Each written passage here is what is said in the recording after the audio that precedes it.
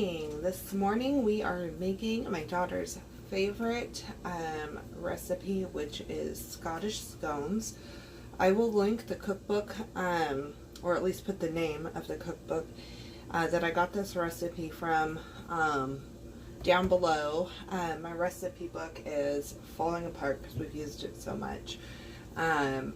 But I do have it written out, so I'll also do a blog post and give credit to that cookbook author for this recipe. But we absolutely love this. It's super easy. My daughter had never really had scones before this, and she just fell in love with it. So we do this now every couple of months. So the first thing we're going to put into the bowl is 1.5 cups all-purpose flour.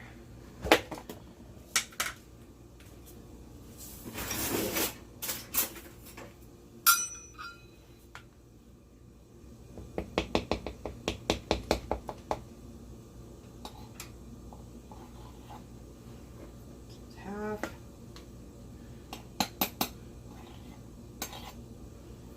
One.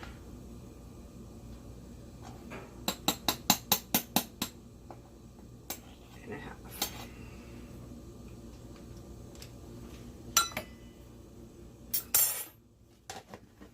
Next will be our oats. The recipe calls for rolled oats. We do use quick oats, what we would normally use for our oatmeal for breakfast. And this calls for 3/4 of a cup.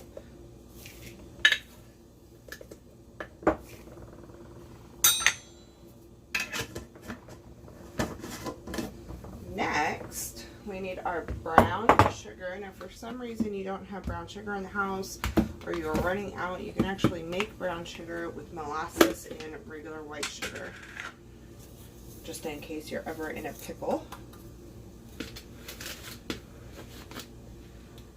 1/4 cup firmly packed brown sugar.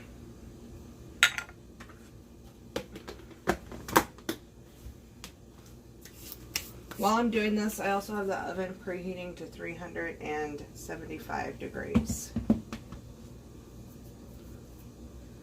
So next we need baking powder, and we need 2 teaspoons. We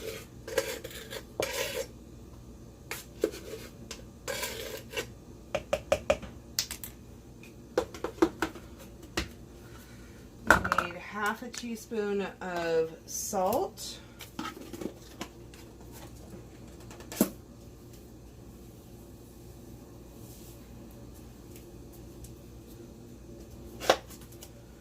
And then 1/2 teaspoon of cinnamon. Ugh, it's almost all I have left in this container.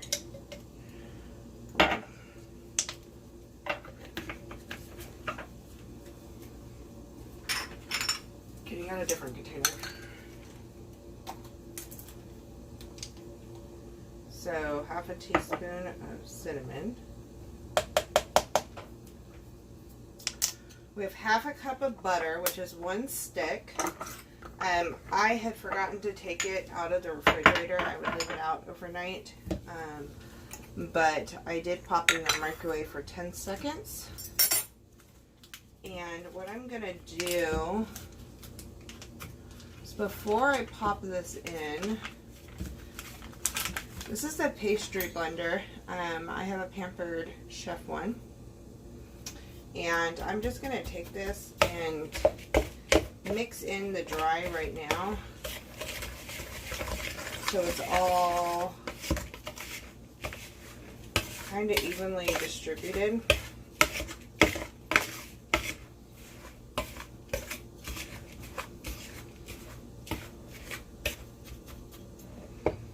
Okay. Then I will take this butter and I'm going to cut it in half lengthwise, and then flip it, and then do that again, so it basically has 4 long tubes. I think you can, you can see I cut this direction and this direction all the way across. And then what I'm going to do is just make little slices, so I'll end up with little cubes throughout. And I will pop that in.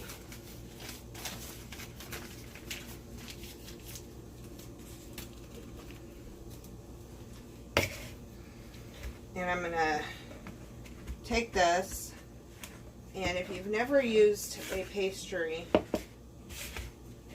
blender, you're taking it and basically cutting it and getting the flour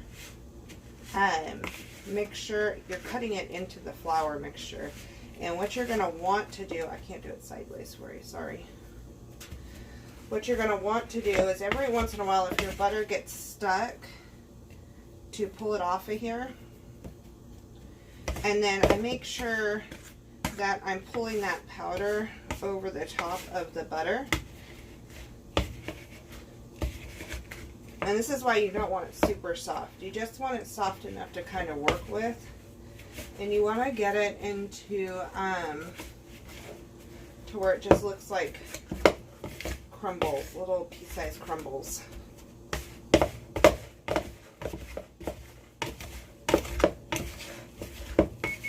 And this is why I am not using my mixer, because it's not a dough that you want to overwork really.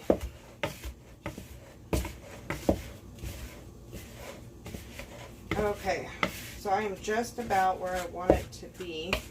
So this is what it looks like. It just is a crumbly mixture.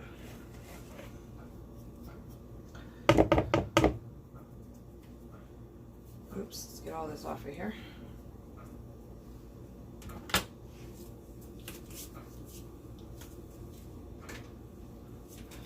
Okay, now I'm going to grab the milk.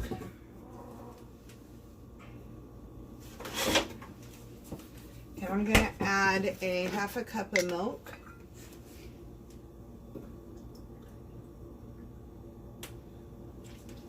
I just used our whatever milk we have on hand, either 2% or non-fat, or if you have animals, your milk from your animals. And I'm just going to mix this in with my spatula here. And it's still really dry, like that half a cup of milk,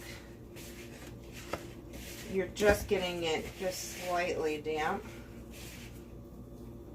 And what you're going to do is, as the butter melts in with this mixture, as you work it a tiny bit more, it is going to form together. So now I'm going to have to switch to my hands.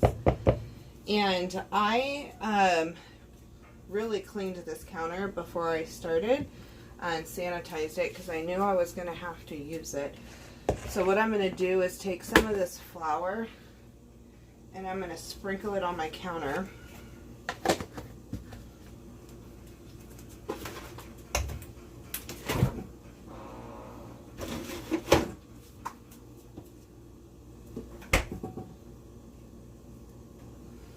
And then I'm going to kind of grab this with my hand, and I'm kind of just squeezing it together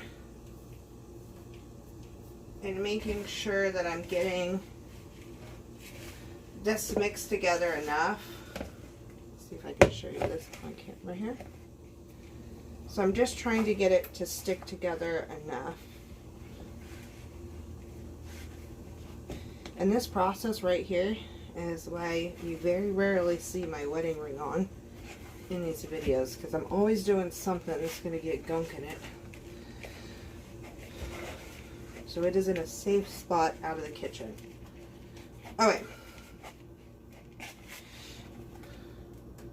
So I'm going to set this on the floured surface, get out the rest of the ingredients here.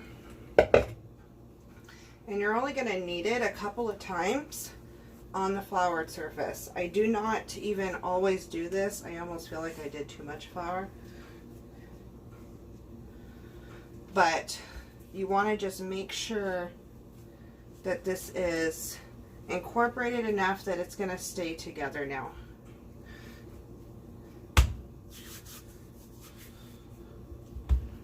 Okay. I'm gonna grab my pan that I use for this. I always use this Temptations, almost, it's not really a pie pan, but it's just a ruffled pan. And I'll actually put it here. You do need to grease the pan. And not being fancy, I'm just getting in here with my fingers and some butter and just doing a very light process.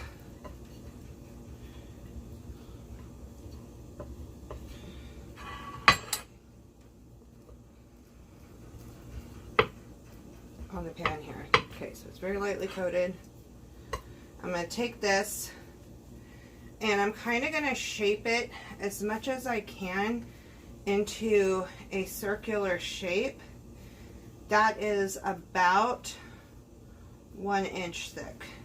So you're just going to keep working it around.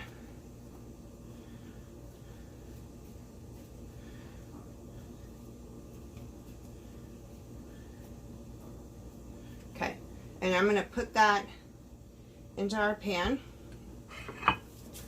Wipe this stuff over so you can see a little bit better. So that's what the pan looks like right now.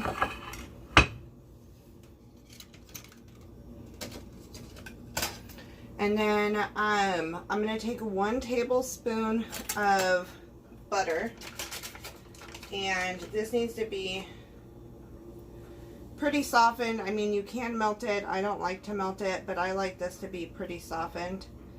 And I'm just going to spread it over the top. And this is to help the cinnamon and sugar we're going to add to the top of this. So if you have a pre-made little shaker with cinnamon and sugar, you can take that after this and just sprinkle it over the top. I currently do not have one made, so I'm going to be doing it separately.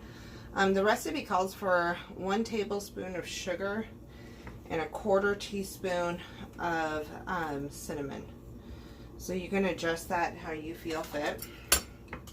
So that is it buttered now. Okay, now we're going to grab the sugar, regular white sugar.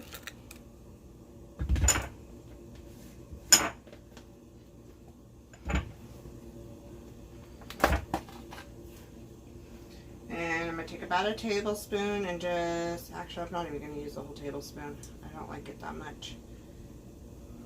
This is probably, I still have like a ton left in this. So I only think I used 1/4 tablespoon. So maybe I would say a teaspoon from here on out of that.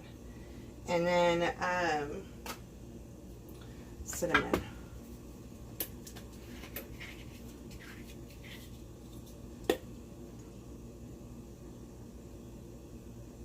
Sprinkle the cinnamon over the top. We like a lot more cinnamon. Then we do sugar. Okay, so that's what we're looking like now.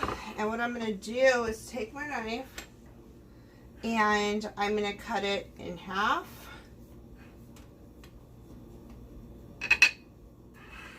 And then turn it and do it again. Basically what I want to do is make 8 slices. So right now I've got my 4 and I'm going to cut each of these in half again.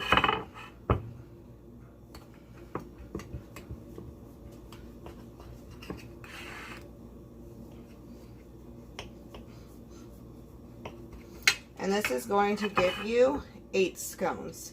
Now, the other thing you want to do, because these are going to puff up a tiny bit, is you want to gently pull this back just a little bit to give some space.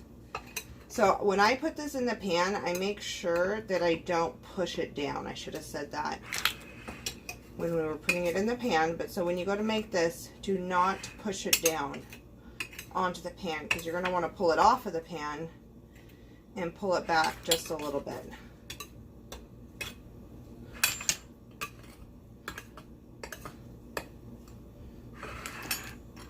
Pull this one out and this one. And it doesn't have to be an exact measurement, but that's kind of what we're doing. Okay, so now this is going to go into the oven for 20 to 30 minutes until golden brown at 375 degrees.